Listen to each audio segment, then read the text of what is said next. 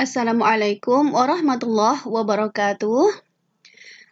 Berikut ini ada kisi-kisi UAMNU ujian akhir madrasah NU ya atau Nahdlatul Ulama tahun pelajaran 2020-2021.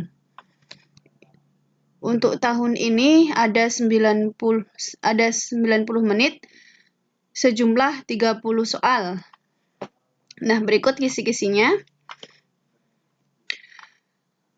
Saya langsung fokus ke indikator ya, indikator pencapaian. Jadi nanti akan ada sebanyak 30 indikator. Jadi saya langsung membaca indikatornya saja. Mungkin untuk yang ini kan sudah bisa dibaca ya. Mungkin untuk yang kompetisi yang diuji, kompetensi dasarnya bisa dibaca sendiri. Oke, kita langsung ke soal nomor 1 dan 2, ada indikator siswa dapat menyelesaikan operasi hitung bilangan bulat. Ini berhubungan dengan bilangan bulat, seperti contoh saya kemarin, ini bukan soal cerita sebenarnya ya, karena tidak ada kata masalah yang berkaitan gitu. Jadi seperti contoh saya kemarin itu, intinya kalau bilangan bulat harus paham, tambah, kurang, kali, bagi, ya itu ya. Jadi mana yang didahulukan, mana yang dihitung, dan ini sebenarnya dikali atau dibagi atau ditambah atau dikurang itu harus paham. Kita lanjut ke soal 3 dan 4. Siswa dapat menyelesaikan masalah yang berkaitan dengan operasi hitung bilangan bulat. Ini soal cerita, kemarin kalau di contoh soal saya itu ada tentang skor ya, skor nilai, bisa juga tentang jarak misalkan kapal laut ya, dengan dasar atau permukaan laut bisa juga seperti itu, atau mungkin bisa juga suhu dengan soal cerita setelah beberapa jam, setiap jam turun atau naik berapa derajat itu juga bisa ya. Oke, itu sudah hampir sama seperti ujian nasional ya atau soal-soal UN. Oke, lanjut ke soal nomor 5 dan 6. Nomor 5 dan 6 ternyata materinya cukup ke bawah karena kelas 9 ya. 5 dan 6. Bentar, ini 5 dan 6. Yaitu materi bilangan bentuk akar dan berpangkat, bilangan berpangkat. Nah, kemarin juga ada soal dari saya, itu ada 2 ya. Yang satunya berpangkat, satunya bentuk akar ya. Ini materi kelas 9 ya. Jadi diingat-ingat kembali materi ini, kemudian kita lanjut ke soal nomor 7 dan 8. Nomor 7, siswa dapat menjelaskan himpunan bagian. Kemarin ada contoh dari saya langsung ke himpunan bagiannya ya. Ada macam-macam, kalau di ujian nasional bisa himpunan bagian, bisa yang seperti komplement, irisan, gabungan itu ya. Kalau ini khusus di himpunan bagian. Kemudian soal nomor 8, masalah kontekstual yang berkaitan dengan himpunan. Nah, kemarin sudah saya kasih contoh kontekstual itu seperti ke dalam kehidupan sehari-hari ya. Kemarin jadi ada cara cepatnya seperti itu, bisa dipakai. Semoga saja sesuai dengan apa yang saya bayangkan atau apa yang mungkin saya perkirakan gitu ya. Soal yang akan keluar itu. Kemudian nomor 9, siswa dapat menyelesaikan masalah yang berkaitan dengan persamaan linear satu variabel. Itu kemarin ya, biasanya mencari nilai X gitu ya. Lanjut, ini bukan soal cerita, langsung biasanya disuruh mencari nilai X-nya. Kemudian nomor 10, siswa dapat menganalisis terkait aritmetika sosial. Bisa harga jual, harga beli, untung, rugi, rabat, diskon, tara, neto, bruto, untung, sudah ya, apalagi bunga ya, bunga. Nah, bunga itu bisa lama menabung, bisa tabungan yang sekarang, bisa angsurannya, itu semuanya berhubungan dengan aritmetika sosial. Gini ya, nah sesuai dengan ini persentasenya. Kalau kemarin contoh dari saya adalah penjualan dan pembelian, oke, yang berhubungan dengan keuntungan dan kerugian. Mungkin bisa mempelajari tentang yang lainnya di beberapa soal. Ini banyak sekali juga contoh-contohnya di soal ujian nasional ya. Lanjut ke nomor 11. Siswa dapat mengkaitkan rumus luas persegi panjang. Ini khusus tentang persegi panjang. Jadi tidak kemarin ini bisa juga yang berhubungan dengan persamaan linier, bisa juga ya, bisa juga dengan aljabar yang berhubungan dengan luas persegi panjang. Kalau kemarin contoh saya luas persegi panjang, bisa juga ini dalam bentuk cerita juga yang berhubungan dengan luas persegi panjang gitu ya. Jadi bisa macam-macam, yang penting kalian hafal bagaimana mencari luas persegi panjang.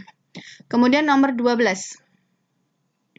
Siswa dapat menganalisis hubungan antar sudut sebagai akibat dari dua garis sejajar yang dipotong oleh garis transversal. Jadi nanti kalau ada, ini biasanya ada yang sepihak, kemudian sudut dalam berseberangan, sudut luar, sudut yang sehadap itu ya.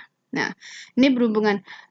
Kalian bisa juga pakai dengan sudut lurus. Jadi sudut yang saling berpelurus itu juga bisa dipakai dalam hubungan ini. Bila disuruh mencarinya, atau sudut yang bertolak belakang itu juga bisa kepakai di sini ya. Oke.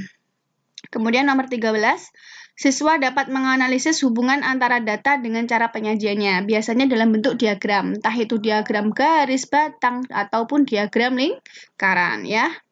14. Siswa dapat menentukan pola ke N dari suatu barisan bilangan. Nah, ini jadi kalian harus tahu ini nanti, ini yang dipelajari dua. Jadi barisan bisa geometri, bisa aritmetik ya. Menentukan pola ke N. Kemudian nomor 15, siswa dapat menentukan daerah hasil suatu fungsi. Berarti nanti nilai fungsinya ya, nilai fungsi. Jadi hasilnya. Ini bisa lebih mudah ya. Kemudian nomor 16, siswa dapat menentukan gradien garis lurus. Ingat, gradien itu bisa didapat, bisa pertanyaannya bisa bermacam-macam, bisa dari sebuah grafik, bisa dari sebuah persamaan, bisa juga dari persamaannya itu bisa macam-macam juga ya. Nah, jadi kalian pelajari kalau gradiennya diketahui persamaan seperti ini, gradiennya berapa, kalau garisnya ini, kalau gambarnya ini, grafiknya seperti ini, maka gradiennya bagaimana. Nah, itu ya. Kemudian nomor 17, siswa dapat menyelesaikan masalah yang berkaitan dengan SPLDV. Berarti ini soal cerita. Ya, biasanya memang SPLDV ini dalam bentuk cerita. Jadi nanti di kalian pahami mana X-nya, mana Y-nya gitu ya.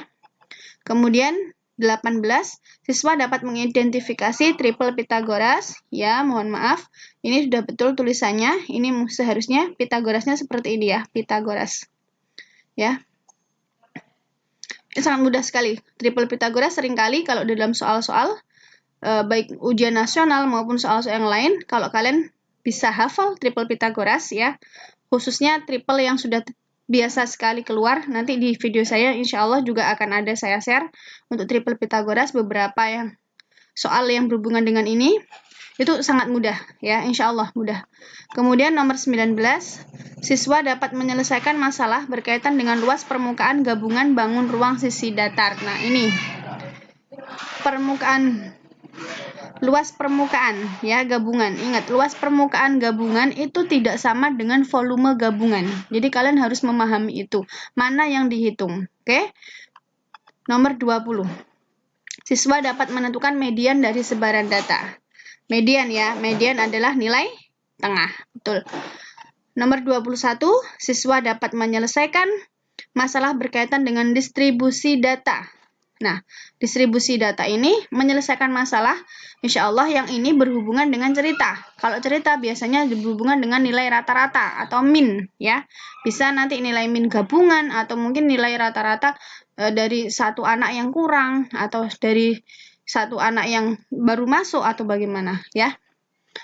Siswa dapat menentukan peluang empirik suatu kejadian dari suatu percobaan. Nah, ini peluang, ini juga di materi kelas 9. Kelas 8 di akhir ya. Ini kelas 8 akhir insya Allah bisa perhatikan untuk ruang sampel dadu, kemudian ruang sampel koin, ya. Itu kalau ruang sampelnya koin 1 koin, 2 koin, 1 dadu, 2 dadu, itu ya harus diperhatikan. Atau mungkin sebuah cerita gitu ya, bisa. Kemudian ini nomor 56, langsung ke nomor 23 ya.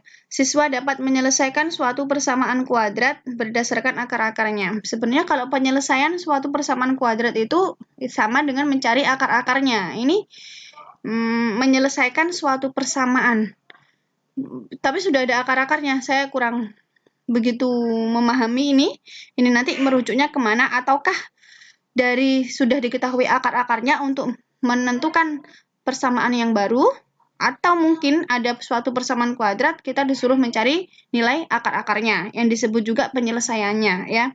Itu saya kurang tahu ini nanti yang mana ya. Jadi bisa dipelajari semua yang berhubungan dengan ini saja ya. Kalau disuruh mencari penyelesaiannya atau akar-akarnya, kalian cukup cari cara yang paling mudah bagi kalian. Kan ada 3 cara itu ya. Cari, menurut kalian cara yang paling mudah bagi kalian itu apa? Itu kerjakan, supaya lebih cepat mengerjakannya. Oke, nomor 24. Siswa dapat menentukan titik potong grafik fungsi ya. Oke, ini titik potongnya ya. Kemudian nomor 25, siswa dapat menentukan nilai diskriminan suatu fungsi atau D ya. Diperhatikan rumusnya gimana diskriminan itu. Diingat-ingat kembali ya.